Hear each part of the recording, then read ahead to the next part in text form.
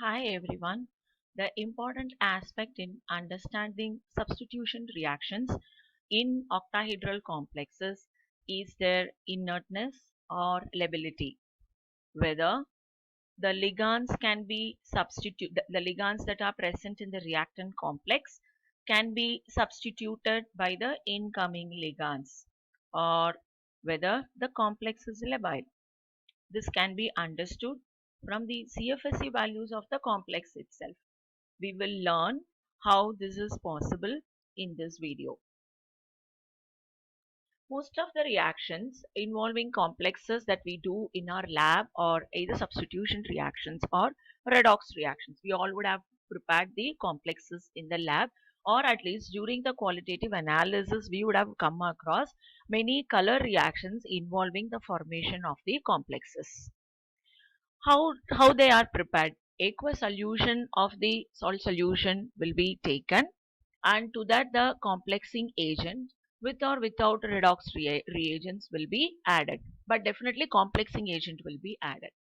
Then the product that will be formed is a complex. You can identify it either from their solubility or from the color change, etc. Now, when the aqueous solution of the salt are considered as the aqua complexes of the cations. So once the complexing agent is added, now there is going to be a substitution reaction.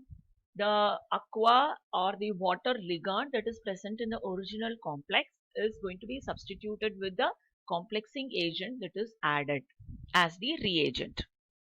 What does this indicate? It indicates the labile nature of the aqua complex, right? So that is why we are able to carry out such reactions or such preparations or such tests in our lab. Now, this is what a labile complex is. Now, we are going to understand the inert and the labile nature of the complexes based on their kinetics. The kinetics actually depends on what is the energy of activation. The lower the energy of activation, the faster will be the reaction. That we call it as labile complex. So here there is a graph that is indicated here. This is for the energy of the reactants, and this is the energy of the product. So this reaction takes place through an energy barrier, but you see that the energy of activation that is required for the reaction to take place is very low.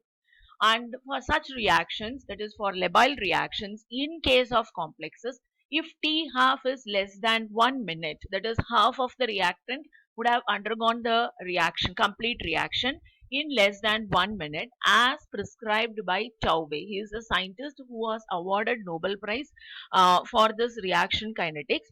Then we call that complex as a labile complex. So labile complex is the one which will undergo substitution reactions in less than half a minute. That is T half will be less than half a minute.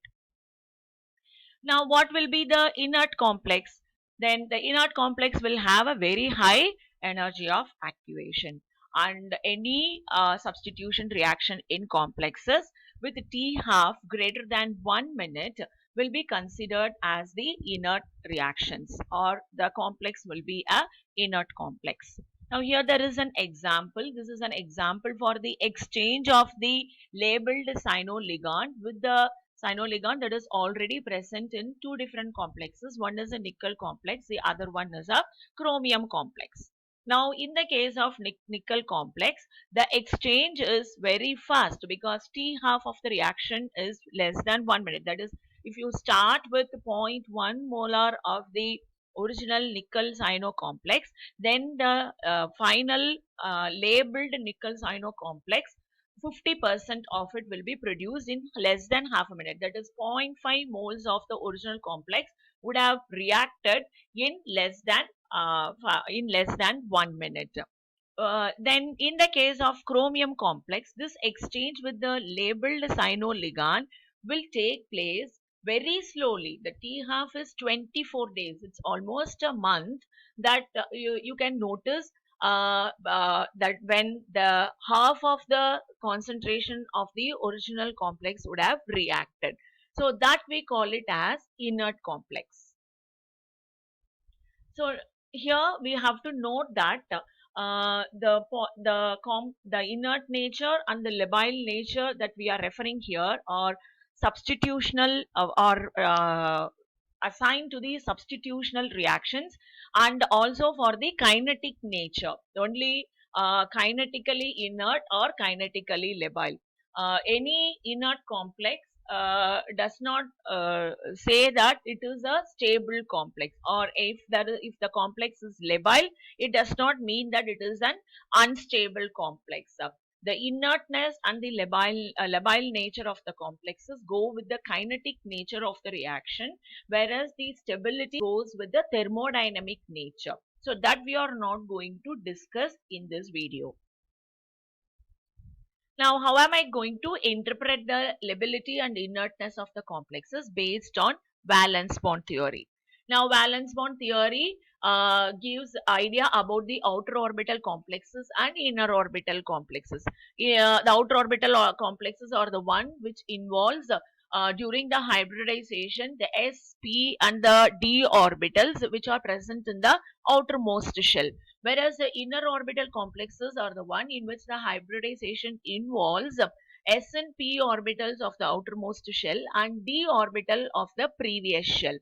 And the outer orbital complexes are labile because their ml bond length is long. That means the bond length, the metal ligand bond is weak.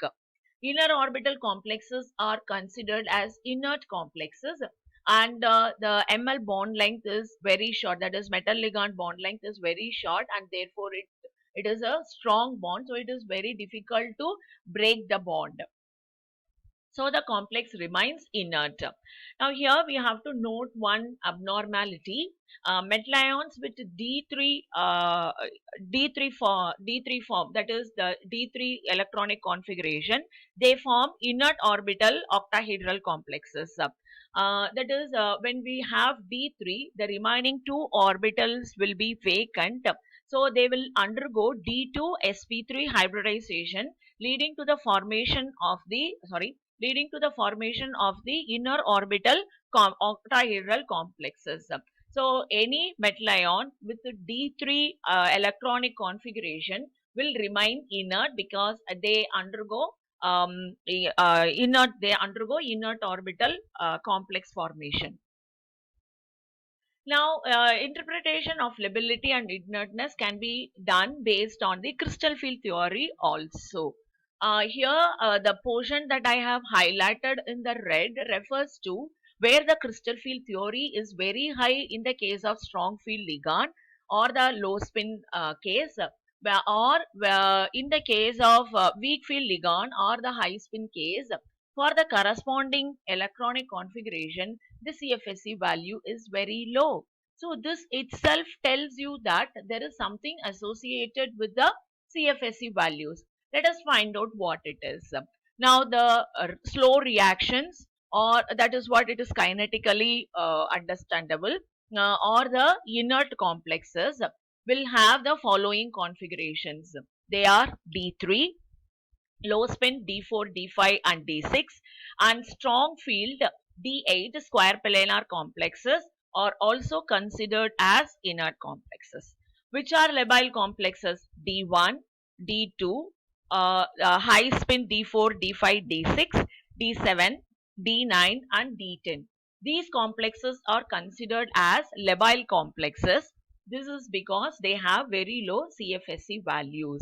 So the complexes with low CFSE values are considered as labile complexes, and they will undergo the substitution reactions very fast, whereas the complexes with the higher CFSE values will remain as inert complexes. So D3 case alone is highlighted here to show that even though it has both CFSE value same in both high spin as well as in the low spin case, the inertness of the D3 complex is understandable from the VB theory. Thank you so much. We will see the problems in the next video.